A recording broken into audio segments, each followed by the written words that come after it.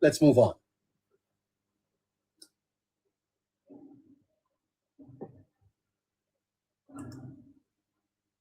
There are moments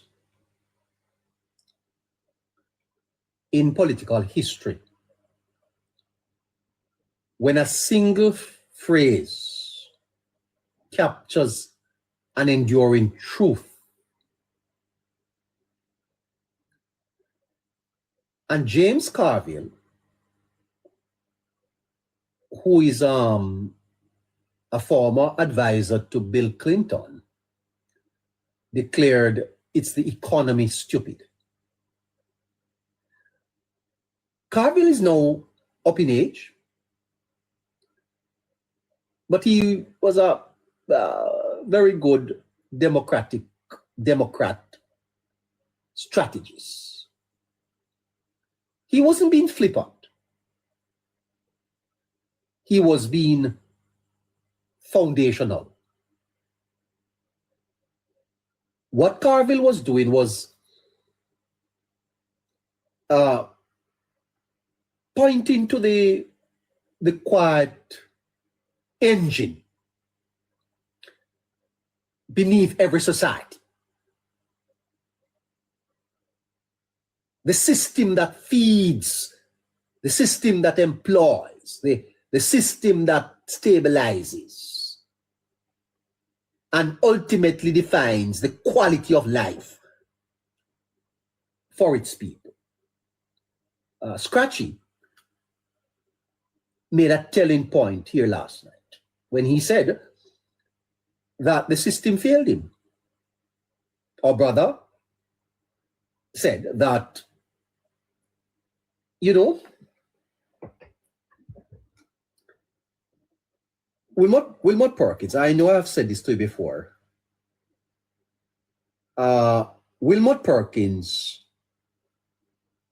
spoke of his gardener. Wilmot Perkins' gardener used to tell Mr. Perkins that he never born for machete. He never born for machete. But he born for law. He born for law. Because his parents couldn't afford it. He ended up in Mr. Perkins' garage. You know, there is a handcart man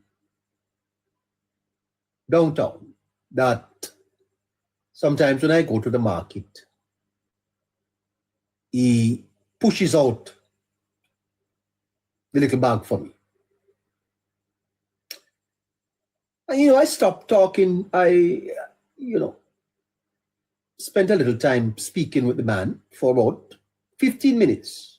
Handcart man, you know. And I was awed. How brilliant he was. Not logical, but brilliant. He had a concept of life, of politics, of government. He shouldn't be down there pushing handcart. No. I'm not suggesting that anything is necessarily wrong with earning a living through pushing handcart. But the system failed that man. And there are many people listening to me online tonight that can testify that you grew up in a Jamaica where the system failed you. I mean, I left Homewood Technical in 1993. And me said, if anybody ever come up here and tell me about minimum wage, you see, if you never, can I say this in patois? You know, when I was in grade 9, I learned to spell patois. God bless you, Mrs. Ellis. If you ever come up here, and tell me about $1,000, are running away. No, don't, no, can't come up here with that. Come. let me take a break, have a glass of water, and come right back. Come right back to my very special listeners. Their neighbor rights. Neighbor rights. Me have got to talk to you tonight, Me have got to talk to you about one little matter. I'm coming right back. You hear?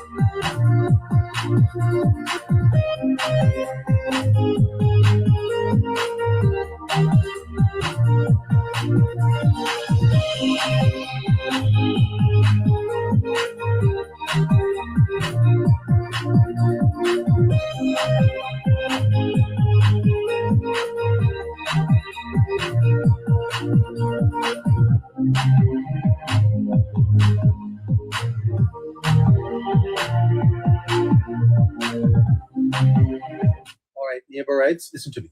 You listen to me. You listen to me. Those of you who are listening to me, listen to me. You are leaving the burden of this program on a few. This program is to be funded by the listeners. You come up here every night, you get the information, you like the program, you have to contribute to its sustenance, and it's going on. Most of the times, we are blocked from gifting.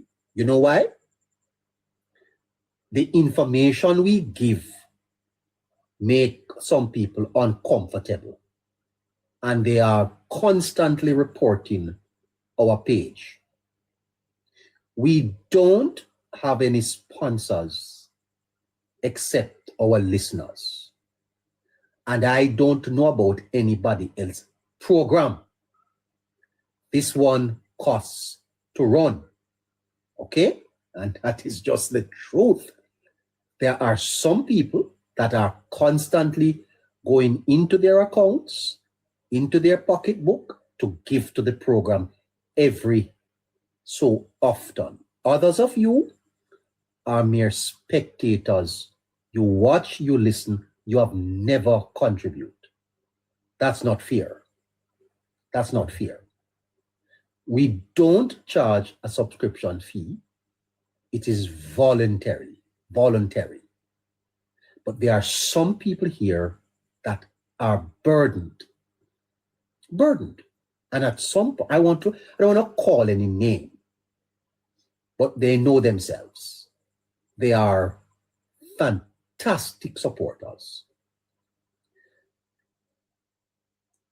The day we are not able to pay our light bill or whatever we do is the day you won't have this program, because it costs us to come here, and we are asking our listeners, our faithful, loyal supporters, if you are a real and true neighborite,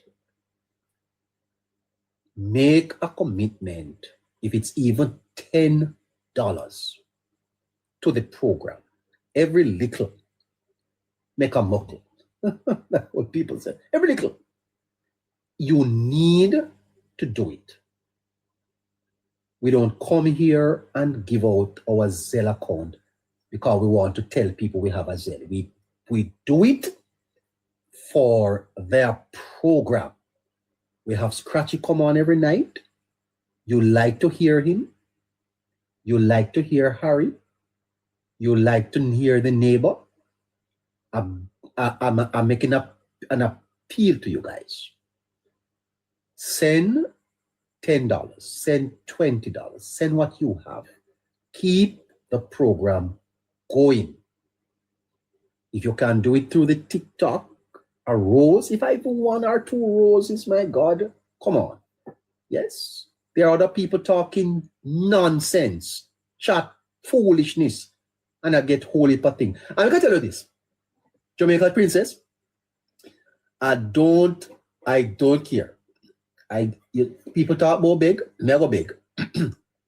Me go big. Because me go big. I sit here for 4 hours nightly, sometimes 5. Yes. And I have to, you know why I was late this evening? Well, I won't tell you later. I'll tell you later. I'm not begging. I'm asking my listeners. If you're a new listener,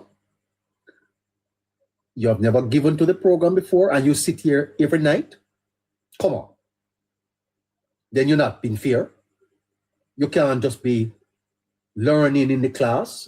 We do political, some of what you get here, you'd have to pay thousands at the university to get it. And we are teaching you, and we are instructing you. You must can go to the account and put something there. Come on, you can't go so. You know what in life is free? Nothing in life is free. You may not be able to do it every week, but $10 a month, $20, huh? Too few people are being pressured for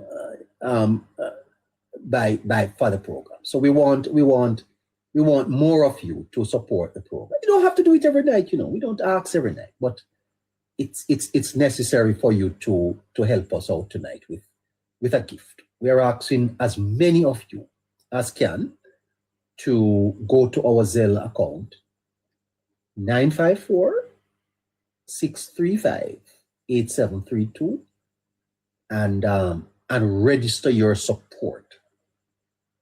Register your support to the program. Over the last, we are now on StreamYard.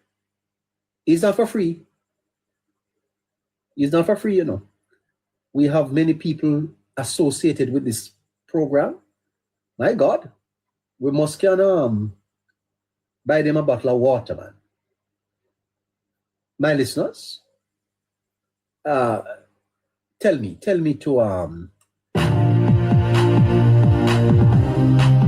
do it, man. Don't be, be driven by it. And let me tell you this. You are giving to a worthy cause, and you are giving to the upliftment of your country and your people, and for yourself. We're going to get back to the notes. 16 after 7 o'clock. We're getting back to the notes. Come on.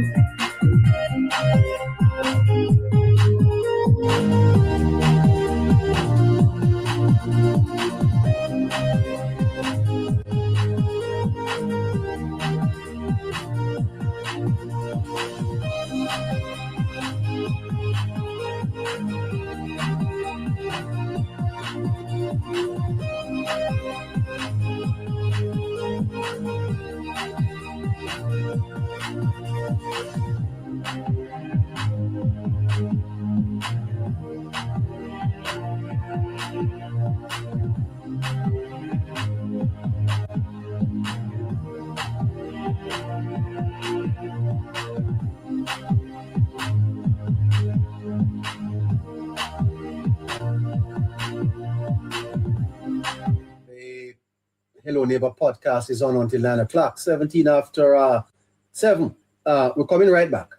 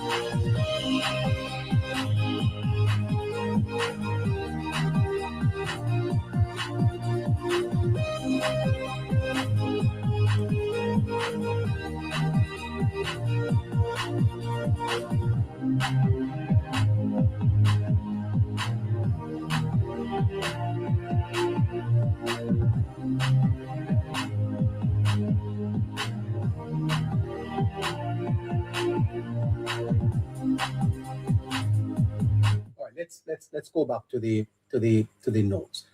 So I was telling you that when I left school in 1993,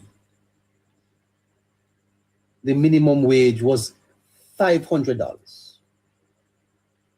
500 Jamaican dollars. I got my first job in Christiana, and I remember when I got my first envelope, $500 was it. $500. Now, I went to buy a bond today for $480 something for the bond.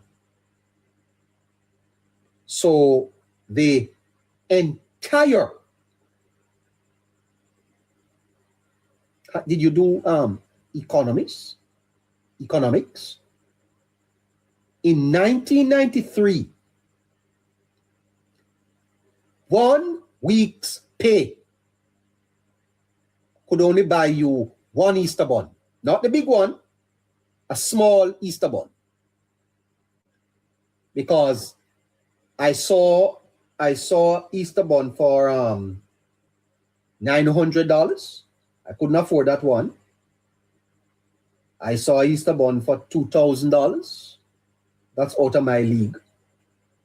So I had to buy a small one for $485. So in 1993, it took you 1 week's pay to buy a small Easter bun in Jamaica. 1 week pay. You'd have to work. I'm going to ask, I'm going to do it here. A 12, one little bun by today for $485. In 1993, the minimum wage was $500. So if you were living in 1993, the 1 week salary could have buy you only one bun. The minimum wage today is $17,000. Now I'm going to divide 17,000 by 485. 35 buns. Am I correct? $17,000 a week. Yes. Divide that by $485. 35 bun you could buy today. So in 1993, the minimum wage could only buy you one bun. And today, the same Jamaica, the minimum wage buy you 35 bun.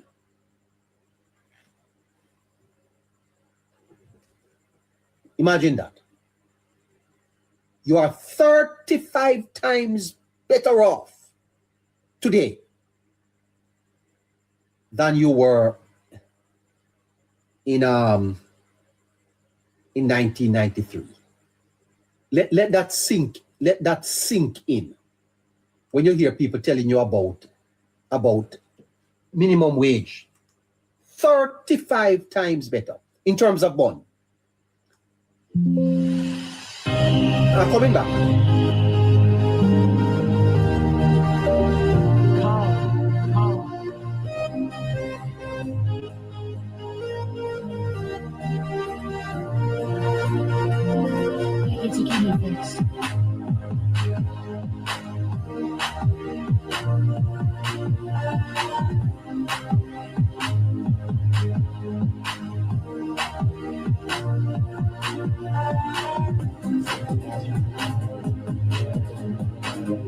No. Not 6'2".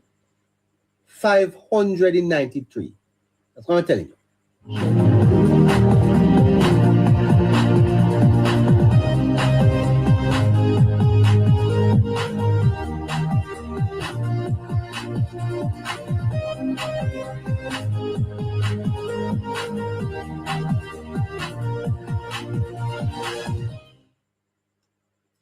Okay, so if you were living in 1993, your entire salary could only buy you one bond today, and you now have 35 bonds with this $17,000.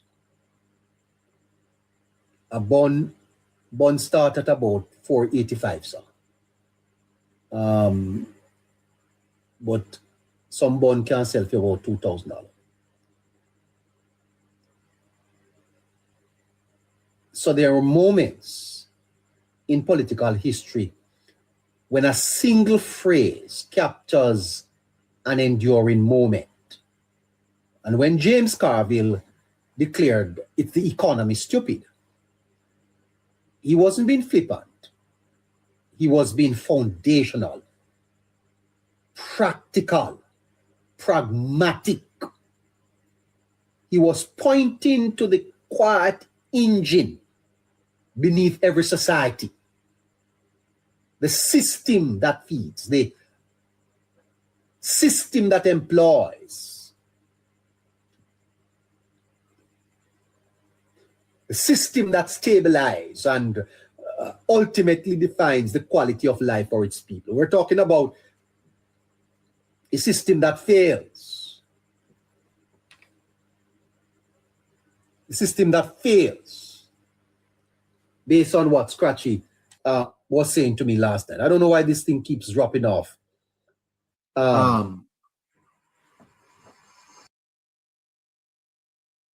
Yes? When you strip away the slogans, strip away the personalities, when you strip away the political theater, one question remains. Who can be trusted to manage the economy? Out of Andrew Holness and his team and Mark Golding and his team, which of them do you trust to manage the Jamaican economy? In 1993, the entire minimum wage could only buy today one bond.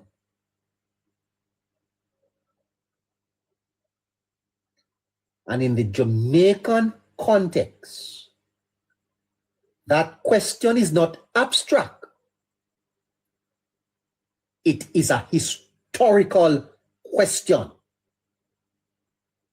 And the question that every Jamaican must ask as they go forward to 2030, which of these parties do you trust to manage the economy?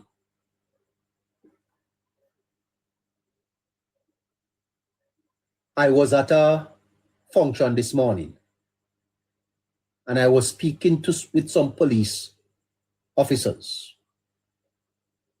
They don't know that I was ferreting out information, but I was putting some questions to them. Did you know that in the entire constituency where Mr. Warmington is and beyond, there has not been one shooting since the start of the year? Not one. And in that entire constituency,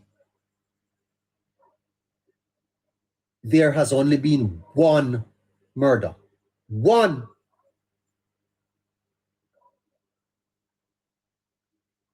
One Dege murder in the entire constituency. And when I digged in a little deeper, as I said, they didn't know that I was pressing them for information. They told me resources. The police have more resources. That's the economy. If you don't develop your economy, everything crash. If you don't manage the economy well, if you don't get people working, it's a lost cause. The fundamental question for Jamaicans coming out of this budget debate and looking forward into every election, who can be trusted to manage the economy? Because every system flows from the economy. It defines the quality of life for the people. And the story of Jamaica's modern political economy reads almost like a rhythm of rise and fall. Expansion, contraction. The 1960s carried the optimism of growth and structural development. The 1970s, however, descended into economic turbulence. Have you ever flown on an aircraft and they tell you that you're gonna be experiencing turbulence? Live, you're gonna be experiencing turbulence. The plane is not stable. It's bouncing up and down. Capital flight. You know what capital is? Those people with money removed their businesses, took their money out of Jamaica. And that caused a social strain. And who was the government at that time? Pellucid Perry, the PNP spin doctor. Are you here? It was the People's National Party. The 1980s signaled a rebound. The Jamaican economy recalibrated, began to grow, became stable. Who was the government? The Jamaica Labour Party. Then came the 1990s. And with the 1990s, the long shadow of the Financial Sector Adjustment Company crisis.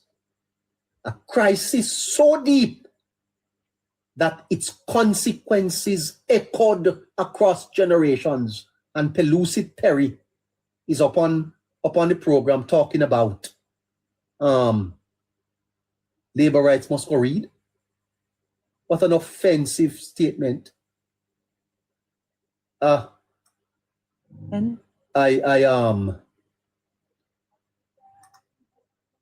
come back in 30 seconds or so. Let me just pick this up and come back to you in 30 seconds. All right.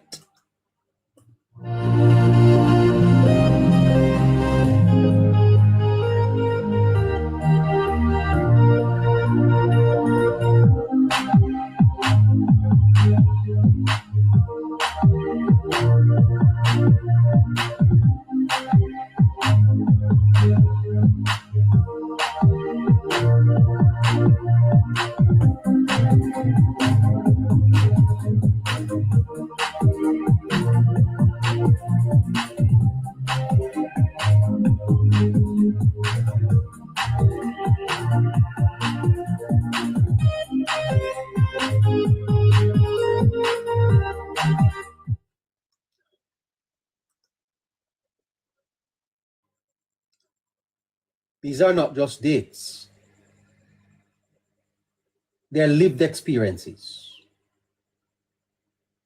They are the differences between expansion and hardship, between opportunity and constraint. And what makes this politically decisive is not simply that the crisis occurred. It is where the public memory places responsibility. Because economies do not exist in spreadsheets, They exist in the minds of voters. And memory, especially economic memory, is stubborn.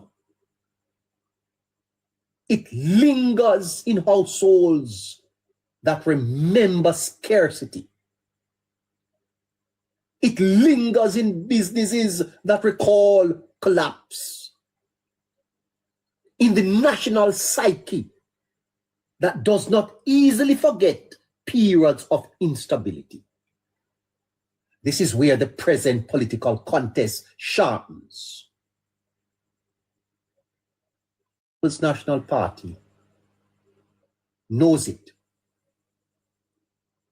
They are aware of the historical burden. And so in recent times, they have attempted a reframing for shared credit in today's economic stability,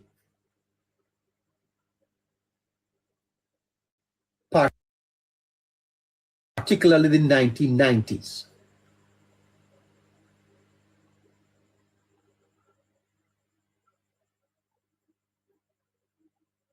They are attempting to reshape the narrative, to say, we were not the cause. We were part of the cure.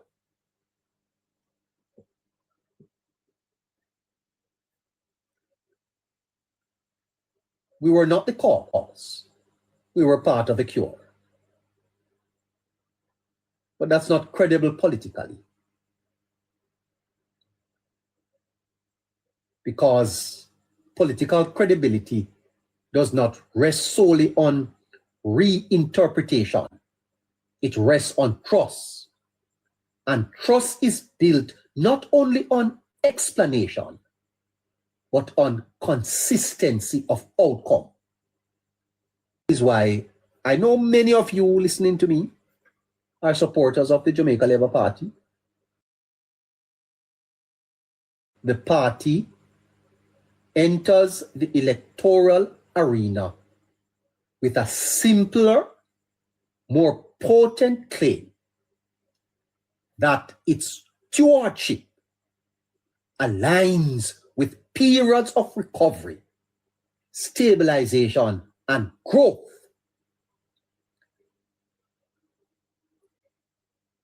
It connects with the Jamaican voters.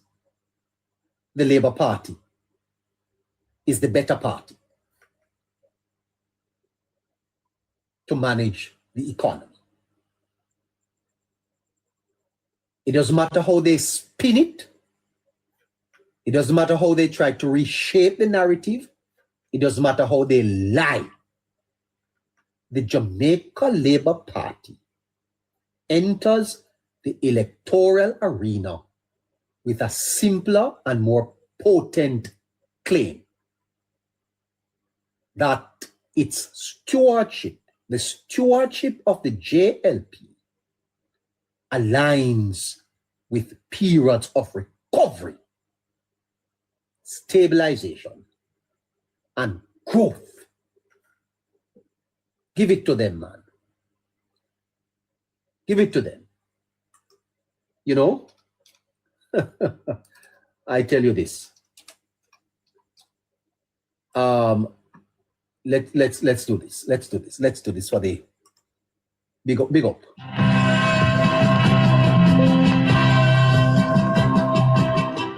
Equal rights and justice is our everlasting song. and progress will make our nation strong. Stand up for your rights when you hear the bell. Stand up for justice, hear the freedom bell. Remember, Bustamante, we serve you well. Stand up, Jamaicans, when you hear the bell.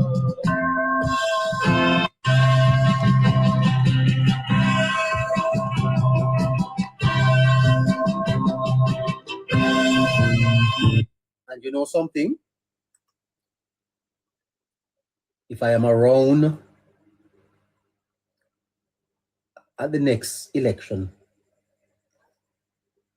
they're not getting away with no lies. If this program, and you can't fight it, we have enough support. Yes? Then we shall give them hell with the truth. No false narrative is going to be allowed to spread in Jamaica. Before so we take to the street, and town hall meetings and call mass meetings too. Yes. We shall be in every nook and cranny. Tell the people the truth. Because this is where Carville's insight becomes almost prophetic in Jamaica's case. Because elections are rarely won on abstract debates, you know. They are won on the issue that feels most immediate. The issue that feels most immediate, most consequential, most undeniable. If the economy is perceived as stable or improving, then the governing party holds a decisive advantage. Because in the end, the voter is not conducting a seminar on economic theory. Voters are not conducting seminars on economic theories. They're asking some simple questions. Can I find work? Those of you Jamaicans listening to me tonight, can you find work? Thank you, Jamaican princess. Thank you, all of you who are sending a gift. Can you find work? These are the questions. We're not talking about economic theories. When Mr. Hyman talk about Karl Marx and this economic theory and that economic theory and that economic theory, what that have to do with the people up in Moko and down at St. Elizabeth and them farm? Economic theories can put food on them table. Economic theories can send them picnic to school. When them turn up at the hospital, economic theories can them business with that. The question is, can I find work? Can I afford to live? Is the country moving forward? No, Marxist theory can't help a soul. Where you going with Marxism? Yes, we up here sometimes. I hear someone came up here, Harry, talking about the callers. The callers are, you know, a little bit shy to come up because you're you are one of them too, Harry, with your economic theories. Yes, Karl Marx and you know, fiscal conservatism. Yes, all of that. Don't help nobody. These are not ideological questions. They are existential questions. That's what people want to know. Can I get a work? Easter come. Can I buy one bun, a piece of cheese? One might say that economic management becomes a form of moral stewardship, you know.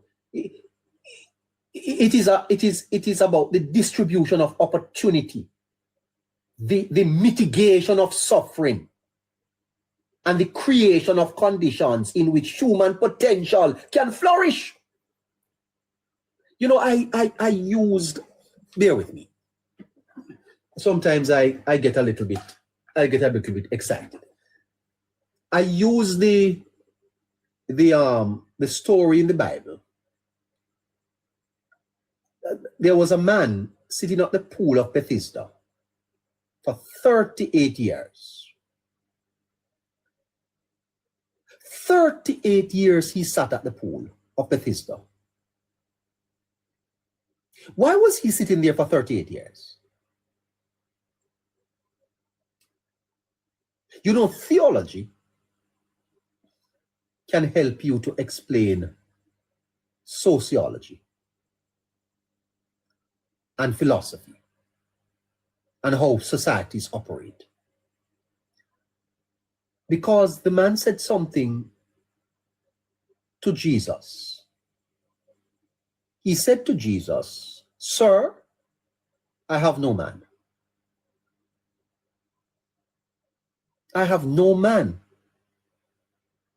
I have no help." In other words, the system failed. And did you know what the system was at the pool? According to the Bible, at a certain season, an angel would trouble the water. And the first person to jump in was healed. Now imagine with me the chaos at the pool. When the water becomes troubled, imagine the rush, a lack of opportunities. There was no opportunity at the pool. It came periodically. It came seasonally. And the fittest survived. And for 38 years, this man is sitting down there. That's a system that failed him. But thank God, Jesus came and changed the situation. And the man picked up his mat and walked. You know how many people in Jamaica the system failed? Uno don't make a start. Uno don't make a get. Uno don't make a start. You know how many people in Jamaica the system failed? You think a scratchy alone? You know how many girls and boys the system failed?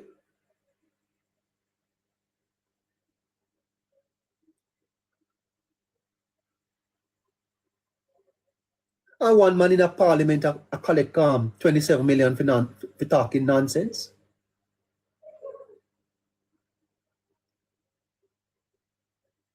How many Jamaicans did not get a chance to go on to the university because of the system? How many Jamaicans never buy a car? Couldn't put on a room on them house. Couldn't send them picnic go to school because of the system. How many girls did the system force into prostitution? How many young men had to pick up illegal guns and got involved in illegal activities because of the system? That is why it was so distasteful for me. Because I've spent close to 15 years working with children, you know, abandoned children, children who came off the streets. Some of the children that came to us, they had no names, you know. In this country, there were children who came to us. We gave them names. 14-year-olds and and 13-year-olds can't read, can't spell their name. Hundreds of them we helped.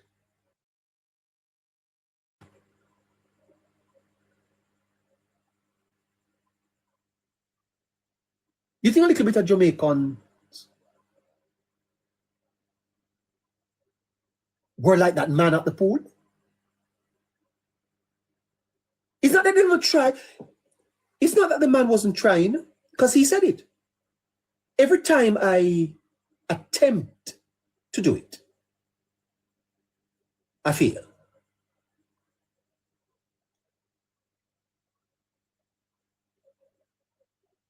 Every time I attempt to do it, they fail. You think a little bit of picnic, the system of fail, the system fail.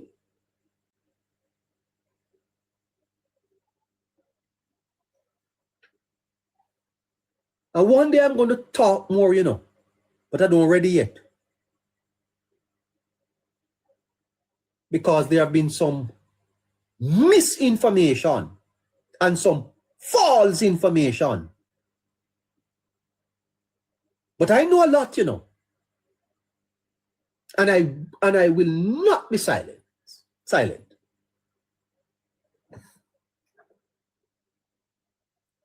You think I don't know a lot about the system? And I could tell you stories here tonight that make you bawl. Not because you see I sometimes play around with my callers and pretend as if I don't know. I know. I sometimes ask questions to highlight points, to get people to understand. I worked for 13 years in the inner city of Kingston. 13 years in East Kingston. I know about the inner city life. And I know about the system.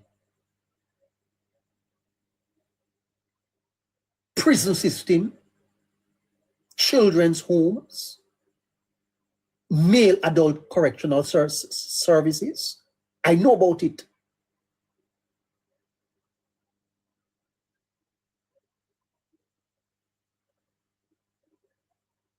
And I don't ready to talk about it yet, BERA 63. Because there are some matters that still need to, that you have to stay a little bit. But any day your neighbor start talk, don't think I don't know about the system. I know it a lot. I know about the system before when Lisa Hanna was Minister of Youth. I know the system, and I know that there are voices, there are people in Jamaica that afraid of my voice.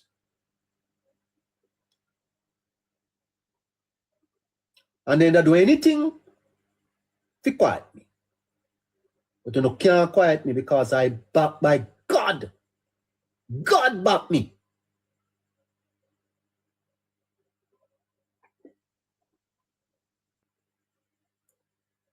And when I come up on this program here and I tell Jamaicans, say, open up on your eye.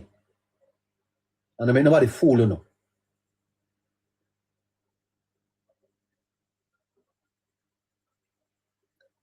38 years the man is there. Failure of the system.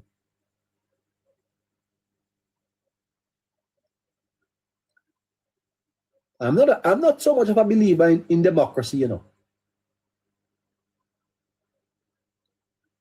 Because I think that democracy is a farce where there is a high level of illiteracy. Because you can't have people exercising democratic rights that are not informed. That's how could you look to vote out this government? I mean, come, tell me now. I mean, be reasonable. Be reasonable. When you look at Jamaica today, and you look at everything that is going on, why would you replace this government? And you're going to tell me about partisanship and party? I don't deal with party. I want to help my country.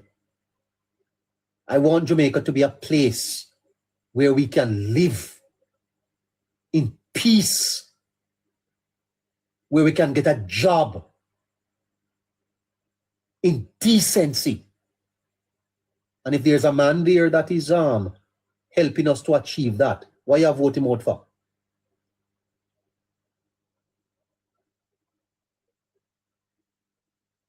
Elections should be mere referendums on performance. It's just a renewing of the mandate, not a change. We have to change what is right. If you have to change your tire upon your car, you know, change it when it's bad.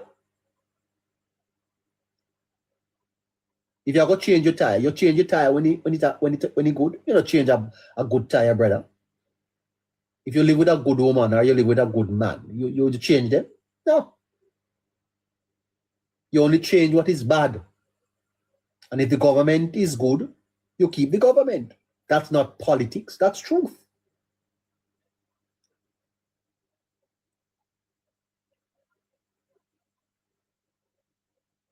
And if the election becomes a referendum on economic management, if it truly becomes about the economy, then history, perception, and narrative alignment converge in a way that favors the Jamaica Labour Party. Let me repeat that. If the election becomes a referendum on economic management, if it truly becomes about the economy, then history, perception, and narrative alignment converge in a way that favors the Jamaica Labour Party. I think the PNP realizes that and are panicking. Maybe that is why Ms. Burchell went up on that platform and in a moment that could only be described as madness, uttered those words about dating Prime Minister. It seems contrived and part of a strategy. The People's National Party may argue nuance, context, and shared responsibility. But elections are not decided in nuance. They are decided in clarity. And clarity in the minds of many voters often looks like this. Who presided over growth? Listen, who presided over the reduction of crime? Who presided over the increase in employment? Who presided over growth? And who presided over decline? That may not be the full story, but in politics, it is often the decisive one.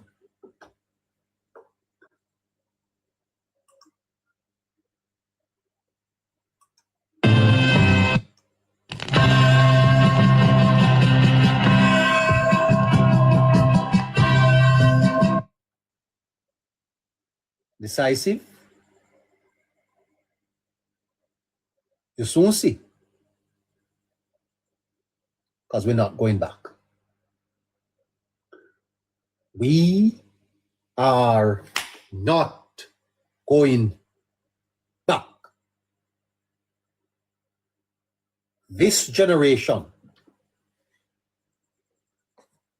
this new Jamaica transcends politics. This new Jamaica transcends the politics of who get what, when, and how. We're not in a that. This new Jamaica don't believe in partisan rhetoric. This new Jamaica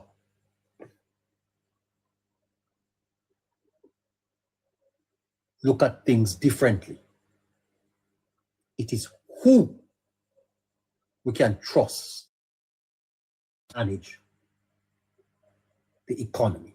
I told you I was talking to a lady yesterday, and as I spoke to her, she was fact-checking me.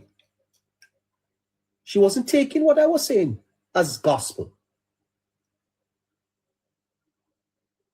She was fact-checking me on her phone.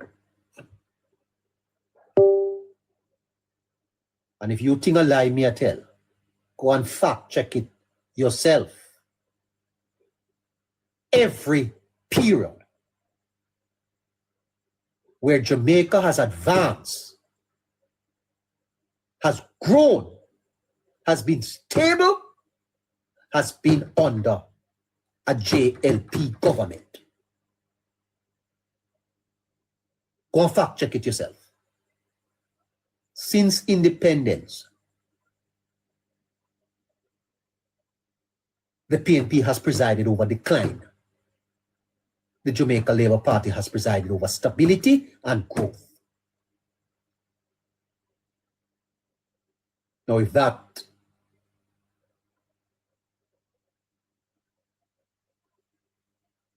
make one a Labourite to say that, well, then God bless the Labourites. They have built Jamaica.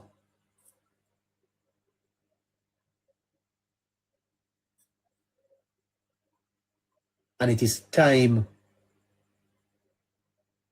for us to speak the truth.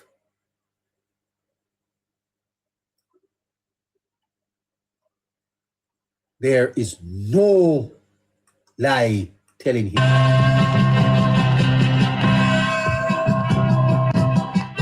Listen.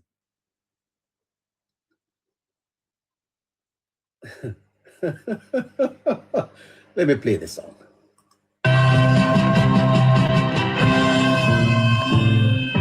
Equal rights and justice is our everlasting song. Unity and progress will make our nation strong. Stand up for your rights when you hear the bell. Stand up for justice, hear the freedom bell. Remember us, the man, till we serve you well. Stand up, Jamaicans, when you hear the bell. You know, before I bring up my analyst, 4 minutes after 8 o'clock, I've done much more time than I should. Sheffreen, sorry about that. But it's Perry, Spinner Perry, that is causing me to do this, you know. Spinner Perry. You see? And if you want me to tell you, listeners, before I go, if you want me to tell you that there are at least 5 fundamental difference between the economic management of both of these parties. Fundamental. right? The first one is that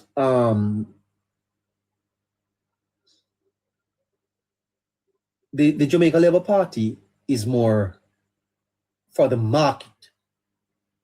They call it market momentum. The PNP is more state stewardship. The Jamaica Labour Party tend to emphasize private sector growth, investment, and the market. The market drives expansion. The PNP leans towards a stronger role for the state, guiding and stabilizing the economy. You know, but what we have to understand is that growth powered by markets versus growth